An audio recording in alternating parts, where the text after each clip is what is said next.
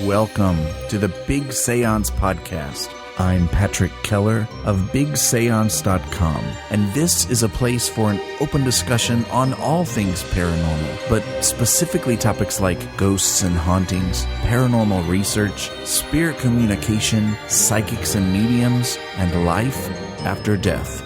So basically, anything that pops up in my paranormal world.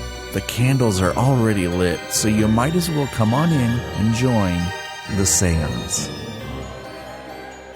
Hi there, trick or treat. It's the week of Halloween, and I have one very special final Halloween episode of the Big Séance Podcast, just for you. This episode has been in the works for a couple of months and involves several former guests and friends of the show.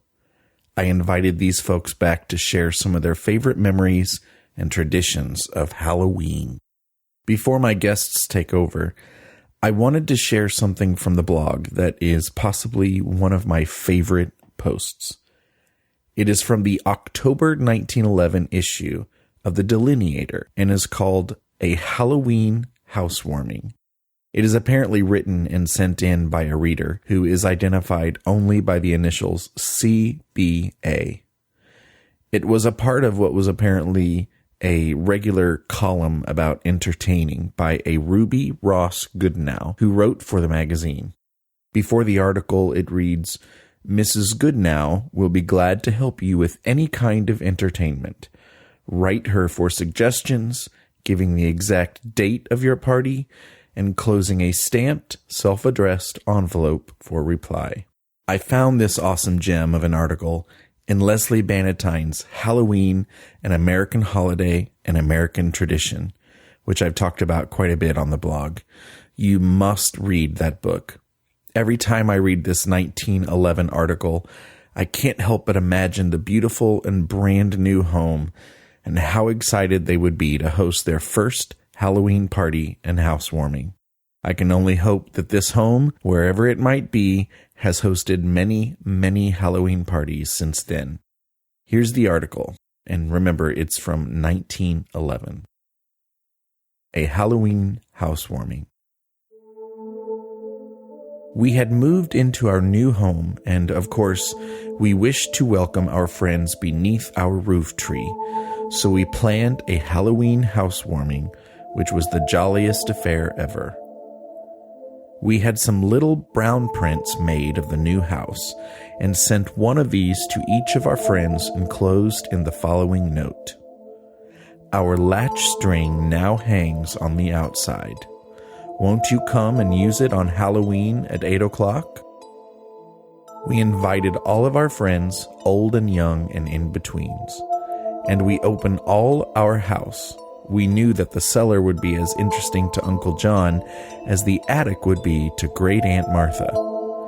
We had jack-o'-lanterns on the gate posts and in spooky corners of the cellars and in the attic. All the young people were given cards, very much like dance cards, with spaces for engagements in regular order. 9 o'clock, Mr. B, cellar stairs. 9:30, Mr. C, library, Davenport. 10, Mr. D, kitchen table, and so on. This arrangement of conversational dates kept the young people scrambling all over the house, upstairs and down, and there was no possibility of stagnation. And we served refreshments all over the house, too. We had a brand new barrel of apples in the cellar, a huge pot of coffee, and little squares of hot gingerbread in the kitchen, half a dozen bowls of nuts in the attic, a platter of sandwiches in the living room, a huge bowl of fruit punch in the dining room, a silver dish of mints in the library, and several platters of homemade candy in the various bedrooms.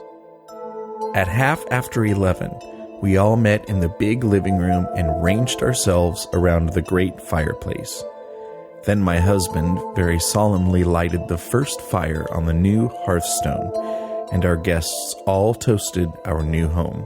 Then we told ghost stories and roasted chestnuts and popped corn and counted apple seeds until well after the charmed hour of midnight. and it's signed CBA. I must tell you, if you and I are similar and you like pieces of history like this, or if you like anything vintage Halloween, you really should check out the book Halloween Merrymaking, an illustrated celebration of fun, food, and frolics from Halloween's past by Diane C. Arkins. It is such a fascinating collection of vintage items and articles from the 1870s to the 1930s. And be sure to check out Diane's guest blog post at bigseance.com from October 21st, 2014. Well, let's get started with our first guest, shall we? A few episodes back, I invited a special friend of mine to introduce an episode where Karen A. Dahlman and I just wanted to chat about the legends, lore, and symbols of Halloween. This friend of mine is, well, I mean, no offense when I say this, but she's a witch. Her name is Meth Hazel, and her introduction to that episode made such a splash that I just had to invite her back with all the other former guests to share her favorite Halloween memories with us. She doesn't make many appearances, so I'm very honored to have her on today. Welcome, Meth Hazel. I hear you have a wealth of Halloween memories for us. What I remember most about past Halloweens are the Druids. Now, they were a trusting people. Pretty much just tell them you've come from across the many waves and they'd become good customers. Be it healing herbs, fertility spells, or, impotence curses, they'd make sure you'd be eating root and rabbit stew that night. Then the Christians came north. Everything changed. I needed a new business model. The hidden waves of nature were no longer a source of marketability. No, nature was all like the devil's territory. So I had to learn to be aggressive, which was tough because I hate confrontation. Does that sound weird coming from a witch? Well, it's true. On that Myers-Briggs personality thingy, I'm introverted, intuitive, feeling, perceiving. So I really had to struggle to turn frowns upside down and not get hanged, or drowned, or burnt. Sometimes it actually made sense to play along and use fear to my advantage. In a weird way, it was empowering, knowing that I could inspire so much fear. It became kind of a high, if you catch my drift. Especially once I mastered the poof I'm gone trick. Of course, the problem with the poof I'm gone trick is once the smoke clears, I was only like 10 or 15 feet away in some direction that I couldn't even choose for myself. Still, that shtick got me out of more than one sweaty situation, let me tell ya. Of course, since the Enlightenment era, everyone just plays along with the poof I'm gone trick. No one believes I can learn your neighbor's secrets by having my my cat spy on them and then come back to tell me all the juicy parts. Once again, it's a new business model. I mostly just cater to the New Agers now, or to people looking for some kitsch. Yep, call me the Kitsch Witch. Broomstick, pointy hat. Hey, it's a living. No, don't get me wrong. It is fun to scare people as a game. It's like a form of improv theater, I guess. And it's great that these days, I'm pretty sure no one's gonna tie me to a stake and run for some kindling. But they'd pay me the same way they'd pay a Las Vegas magician. I gotta admit, I do miss that root and rabbit stew. It's the curse of, The curse of living for centuries. Nostalgia. Nostalgia times 1,000 if you catch my drift. Oh, I love Meth Hazel. You know, I'm trying to get her to write a book. I think it would be a big hit.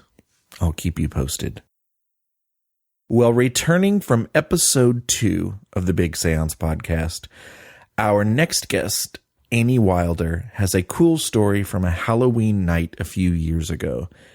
Now, you have to remember that she lives in a haunted house, and when she mentions the sisters and Leon, those are spirits that are known to reside with her in the home.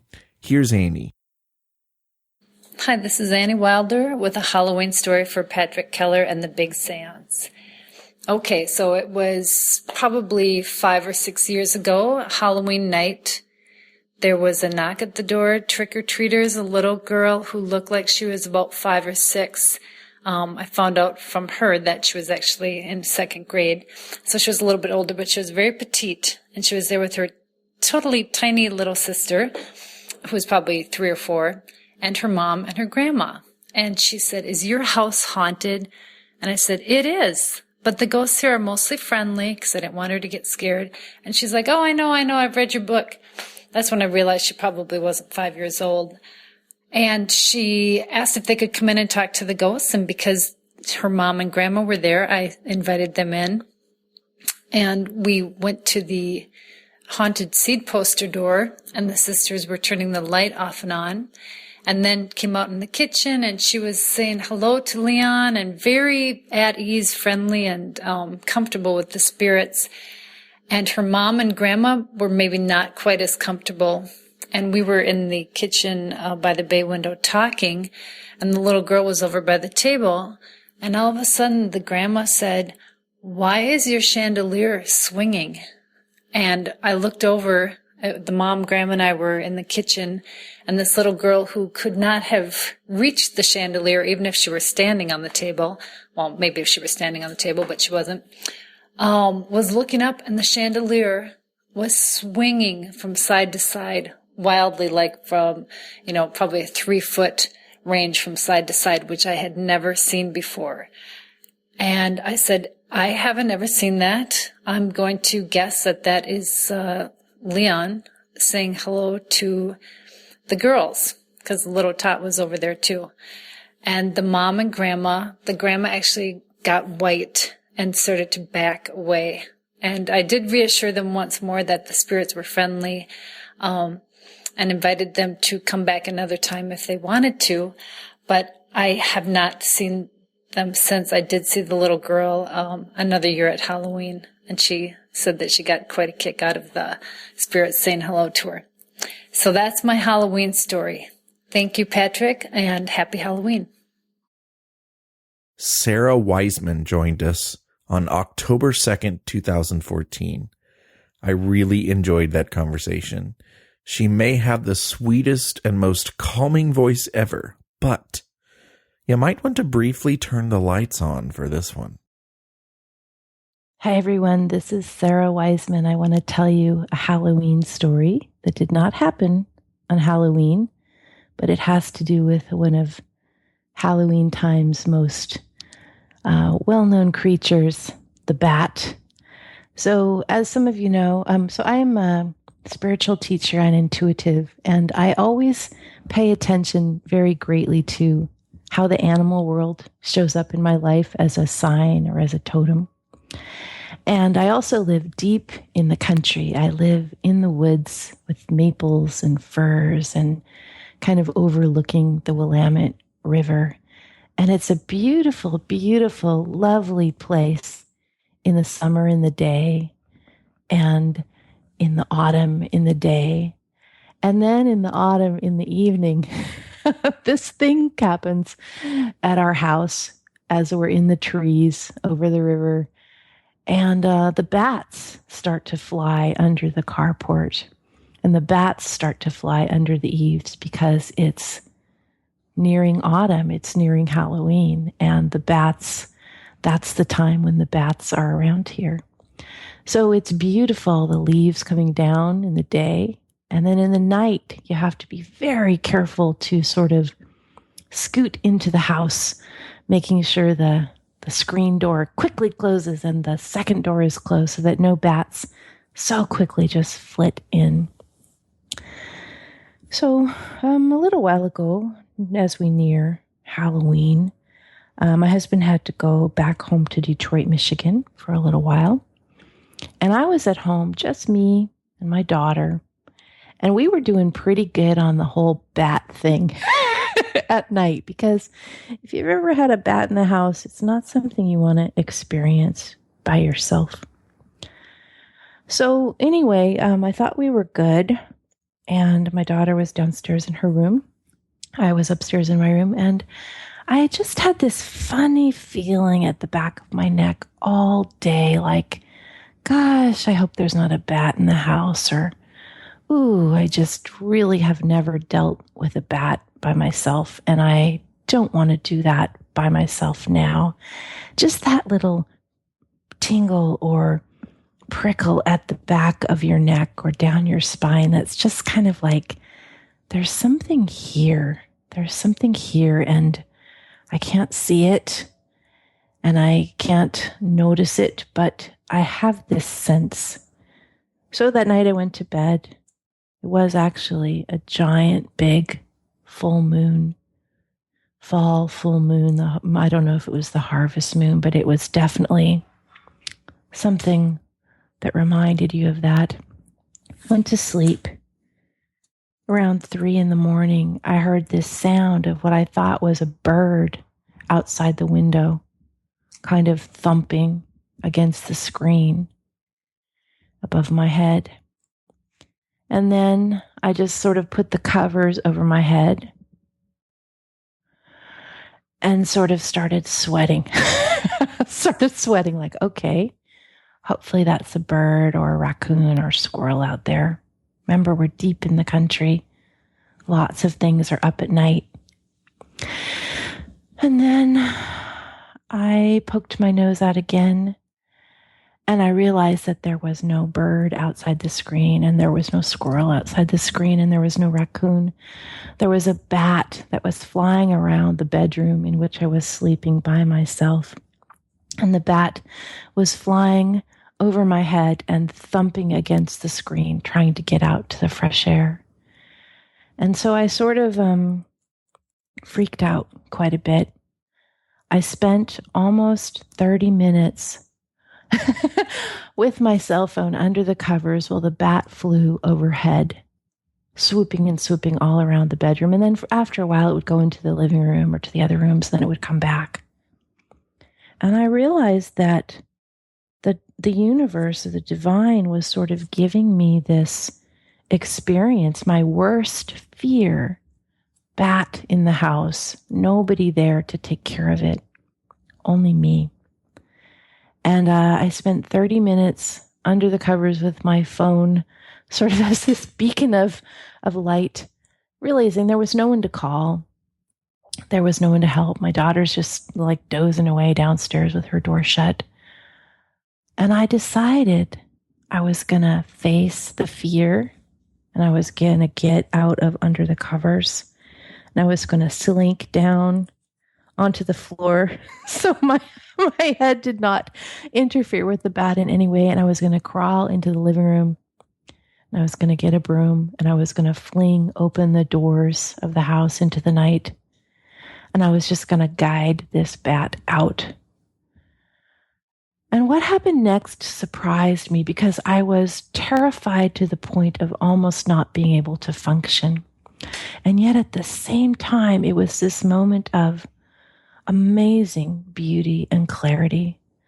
I don't know if you've ever had a chance to be in a room with a bat flying, but they are exquisite beings, and they are so fast. They're like little ribbons of black, like a ribbon twirler, just swishing this little black ribbon all over by your head, by your foot, around the room, into the next room, into the next, coming back.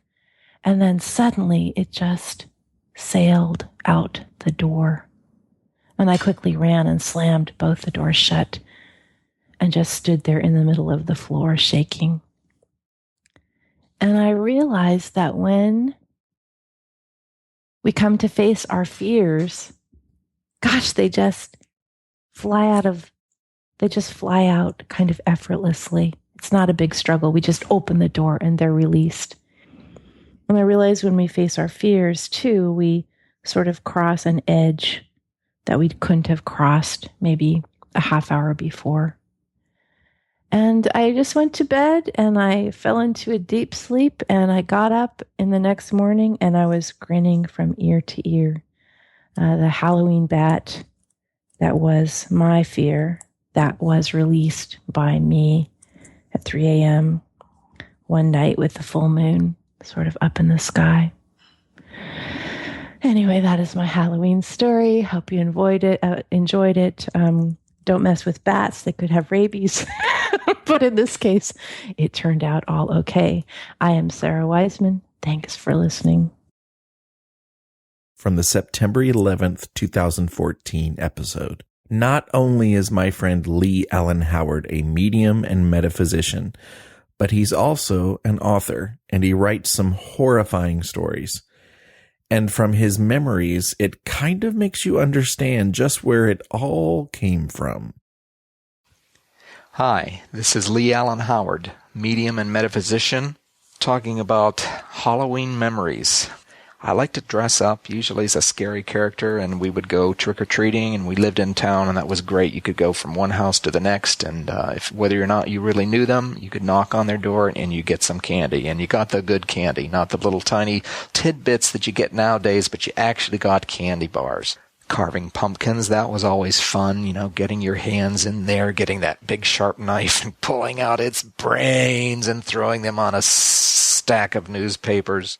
When I was 10, we moved from the state of Indiana to Pennsylvania to a rural community, so I couldn't go trick-or-treating from door to door like I used to, and I was getting older anyway.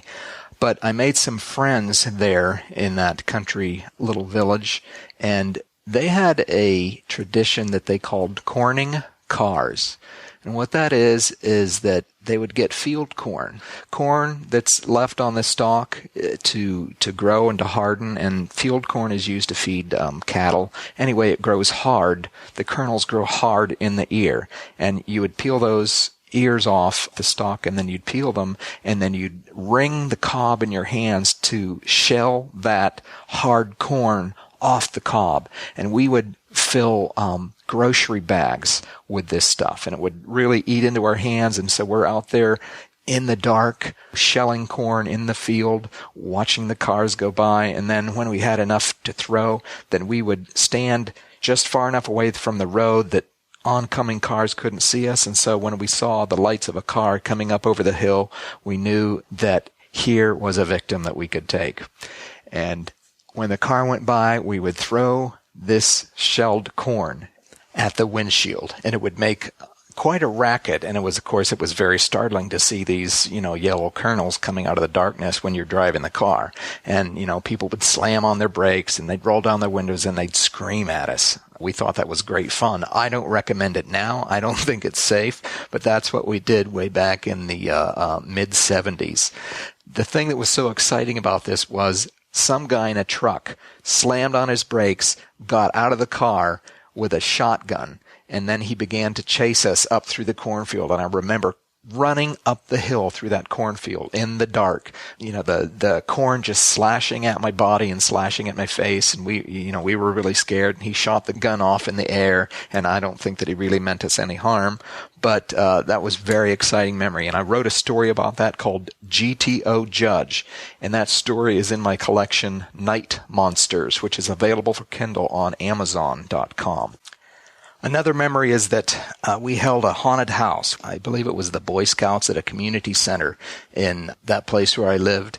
I dressed up as Dracula, and, my part was that, we had this maze set up with various scary scenes, and my part was that I was dressed up as Dracula, and I was sitting at the piano playing this funeral dirge, dun, dun, dun, dun, dun, dun, dun, dun, dun, dun. And when somebody would come through, of course, I would jump up and I would hiss at them and show them my teeth and scare the girls, and that was a lot of fun then.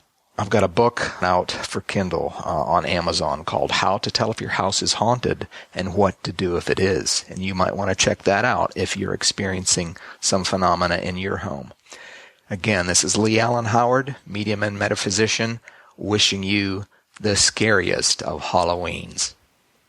So next up is Karen A. Dahlman, who has been on the show twice, July 23rd and October 16th of 2014. I absolutely love her story that she's getting ready to share. And as soon as you finish this episode, be sure to check out the show notes at bigseance.com, because Karen was nice enough to send in a very special photo for all of us to enjoy after you hear the story. Here's Karen. Hello, everybody. This is Karen Dahlman, and I'm the author of The Spirits of Ouija, 4 Decades of Communication, and my first book, The Spirit of Creativity, Embodying Your Soul's Passion. Well, it's getting to be that special time of the year when we can look for ghosts and goblins and pumpkins. And I'm really thrilled to be here with the Big Séance Podcast today and share with you one of my fun, memorable Halloween memories that I remembered from the year of 1977. So I was 12 years old and living with my family in Fairfax, Virginia. And earlier that same year, Star Wars, the first movie of the original Star Wars trilogy, was released. Now, Star Wars at that time pretty much had become a nationwide pop culture sensation overnight. And my best friend Kelly and I were also enamored, along with the rest of America, by this movie. And that we were so certain we just had to be one of those characters for Halloween. And now, typically up till then, my Halloweens I spent usually being the typical witch, the gypsy, or the combo gypsy witch, But this year, we were going to create the most unique costume ever, and it was going to be kept a secret the entire time we were building it. Yes, I did say building it, before we showed everybody our costumes. Now, mind you, this was back in the day when you couldn't go buy and pick an easy costume in a bag, at the local 5 and dime. No, instead we had to use our ingenuity to come up with the costumes. So out of all the characters in the movie, wouldn't you think that we'd want to be Princess Leia? No, quite the contrary. We both wanted to be C-3PO. Well, of course, C-3PO. And so C-3PO it was. And so in the privacy and secrecy of our basement for several months, we worked on our cardboard costumes. We had giant boxes we cut down into smaller cardboard parts, and we cut these and fitted them around our arms, our legs, all different parts of our body, and even our head. And then we lashed the cardboard lower and upper arm wraps together with string, and we did the same for the leg fittings. So we had this almost like 10-man suit of cardboard on our bodies. Then we created a chest plate and a back plate that hung over our shoulders and wired it into lower body plates, front and back. So when we had the whole thing on, we were totally cardboard, but we had our joints out in the open so we could actually move around. Now, we had to figure this all out, how we were going to be able to move around and walk around and, of course, go trick-or-treating. Now, for our heads, we glued and taped together a 3-dimensional full headpiece out of cardboard. And once these were all put together, we spray painted everything with gold paint, and voila! We had our C-3PO come to life. And in our eyes, we were the coolest. So although walking around and trick-or-treating and receiving many, many, many compliments about our costumes, truly the best part of that entire Halloween in 1977 was the actual time we spent in the creation and making of our costumes. I wouldn't trade that for the world. So I want to wish everybody a big, happy Halloween to all the Big Séance Podcast listeners. Have a great one, and thank you. Medium and psychic Janice Carlson joined us on August 27th, 2014. She's really fun to talk to, and she joins us again now to share this thought-provoking memory of a childhood Halloween. Hi, this is Janice Carlson. I'm the author of Soul Sensing. I'm a medium and spiritual psychic. And Patrick was kind enough to invite me back to share my favorite Halloween memory. And that was hard to figure out because I love them all. I love Halloween. But I'm going to pick one that ended up being really scary and I wasn't even aware of what was coming at the time. And that's about the time that I was 7 years old, and I lived on Bolling Air Force Base in Washington, D.C., and we lived right down the block from Curtis LeMay, who was the head of the Strategic Air Command at the time, but he was advising Kennedy.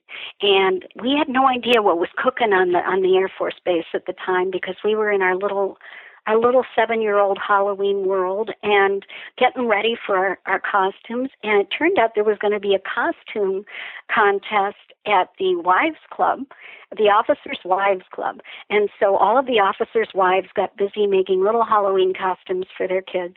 And we all got to show off our costumes, and two of the winners turned out to be myself in my little witch costume, which looked kind of wizardy. It was a black witch's dress and hat, pointy hat, with orange felt stars and half moons, quarter crescent moons, and so forth, and glitter, and it was just beautifully made. I think I looked more like a wizard than a witch, but it was just adorable.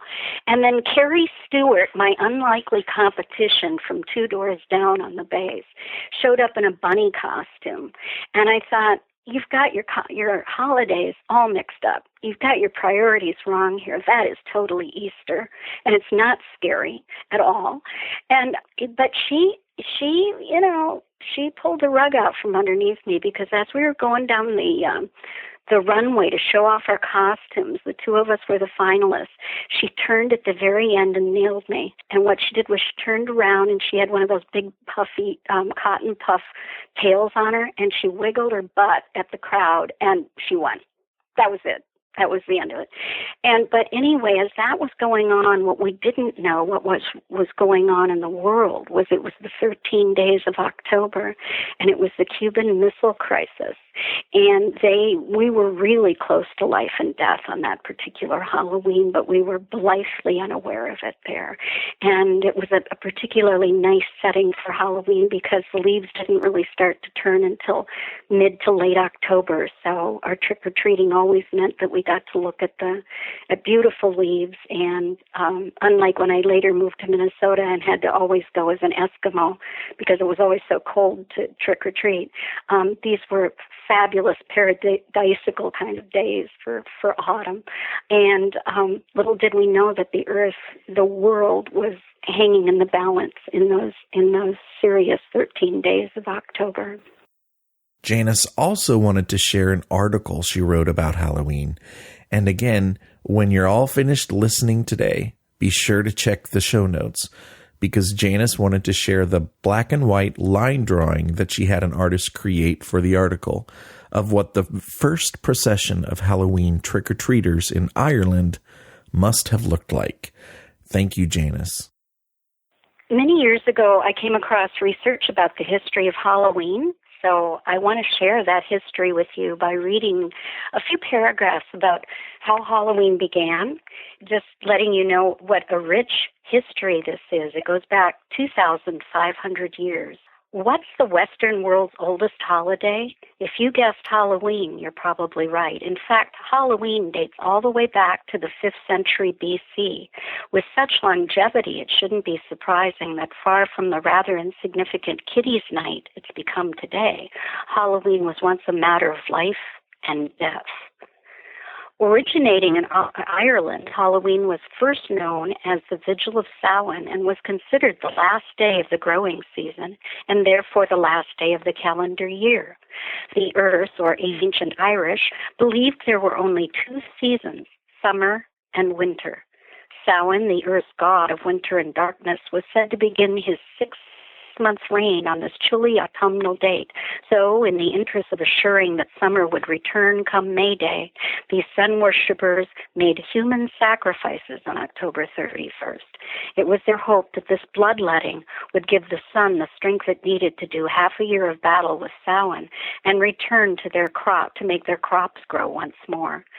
The Romans outlawed such human sacrifice in Ireland in 61 AD, yet sporadic Halloween killings continued to occur. This was largely because the Vigil of Samhain had come to represent a crack in time to the Celts, an occasion on which the world of the living could be invaded by that of the dead. And the fear that ill-meaning disembodied spirits might take possession of the quick gave rise to the wearing of fearsome costumes in order to scare them off. So strong was this belief, in fact, that those caught without a costume were simply assumed to be possessed and often burnt at the stake as a result. The fact that the word bonfire, another Irish Halloween tradition, was once bonefire seems to bear this out. Though Christianity was brought to Ireland by 430 AD, and the Church was quick to overlay All Hallows Mass on this pagan holiday, it appears that save for human sacrifice, all of the vigil's traditions have survived to the present day. What we now know as trick-or-treating began as costume processions of Earthsmen and women, gathering offerings in the name of one of their deities. Those who contributed generously were assured of prosperity in the coming year. But those who didn't were told that a terrible curse would be put upon them by the god Macola.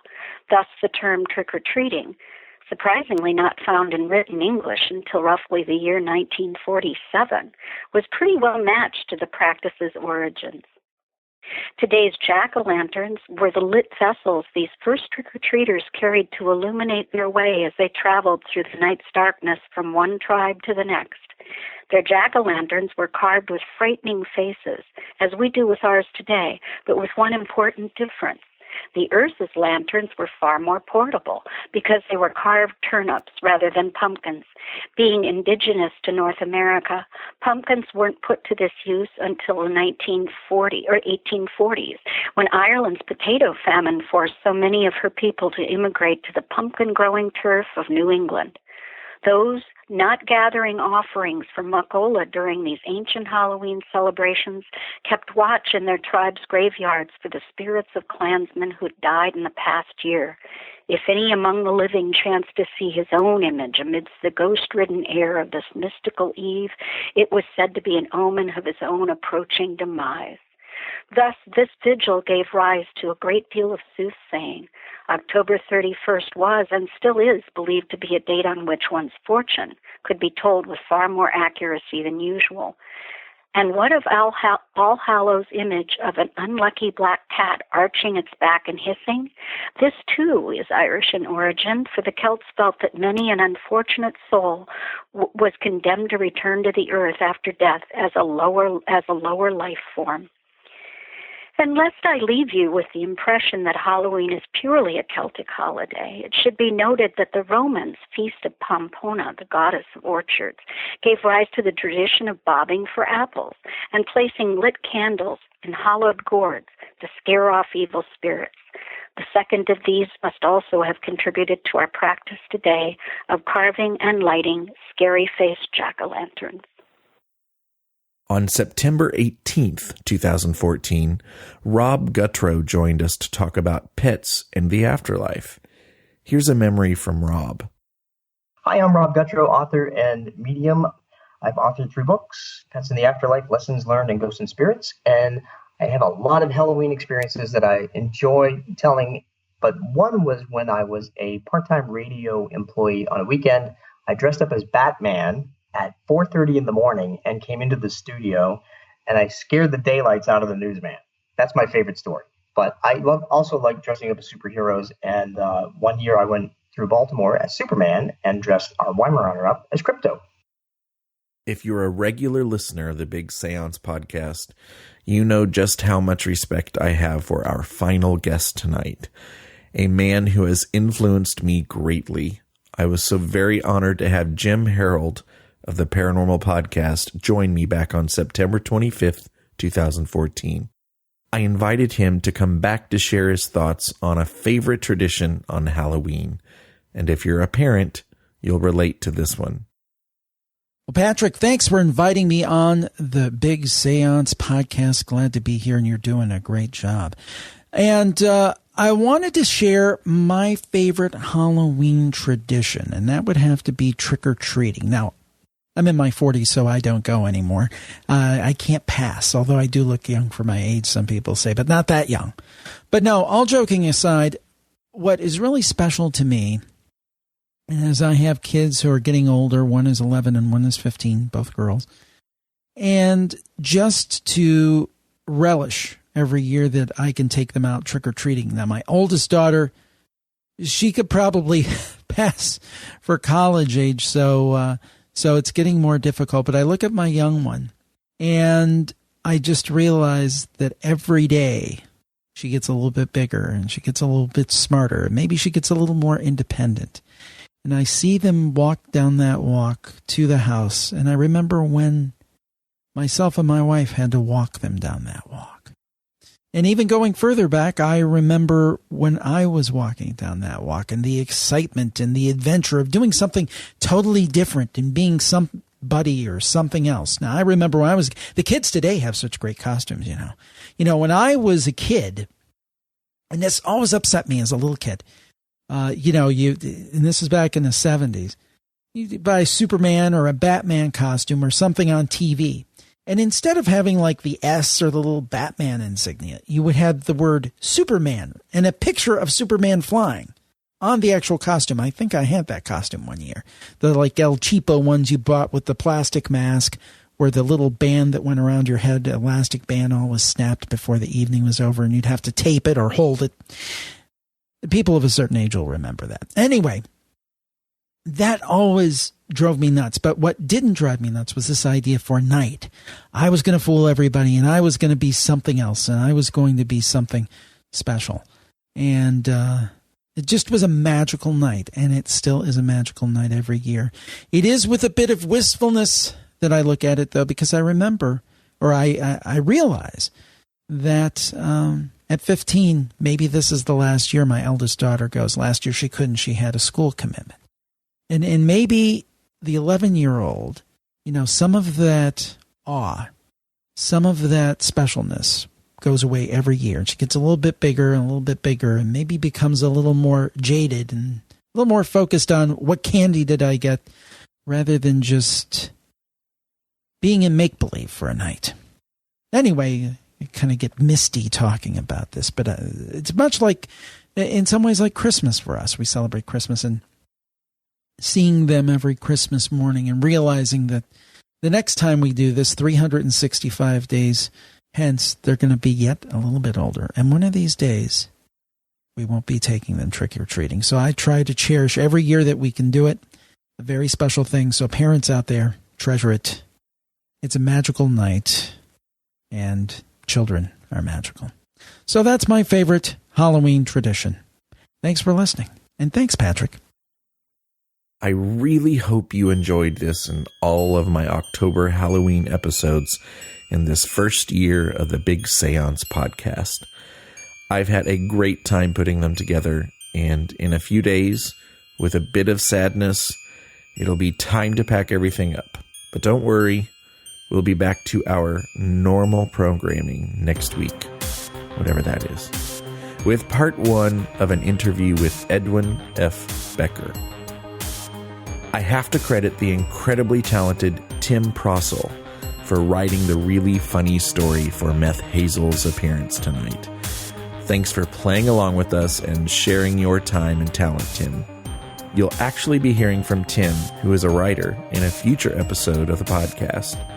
You can learn more about him at timprossel.wordpress.com, and that's timprossel.wordpress.com. Once again, the incredibly Halloweeny music you've been hearing in all of the recent episodes, including this one, is by Sam Haines and is used by permission. You can find information about Sam and his really cool Halloween music at hauntmusic.co.uk. Thank you, Sam, for helping to put us in the mood for the season. To all of my former guests who contributed, I want to tell you that I've enjoyed getting to know and talking to every one of you, and I love that you are willing to share your stories. Thank you so much. You all rock. And finally, you, the listener, I hope you have a very happy Halloween. Playing a good shtick for the trick-or-treaters this year. They'll be out in full force. It'll be a Friday night, you know. Well, don't let any goblins get you this week. You'd better put a jack-o'-lantern out to scare them off, just in case. Till next time.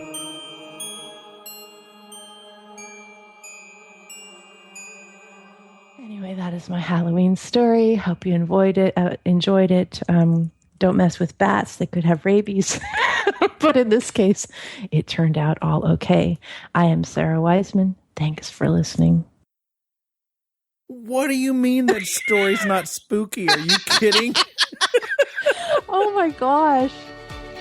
For show notes, including links to anything we may have mentioned in this episode, visit BigSéance.com, now the home of both the blog and the podcast. Just click on the Big Séance Podcast logo or find it in the menu. You can also find and subscribe to the show on iTunes and Stitcher. Do you have any comments or feedback? Please contact me at patrick@BigSéance.com. You can call my feedback line at 7755-TELL-ME. That's 775-583-5563.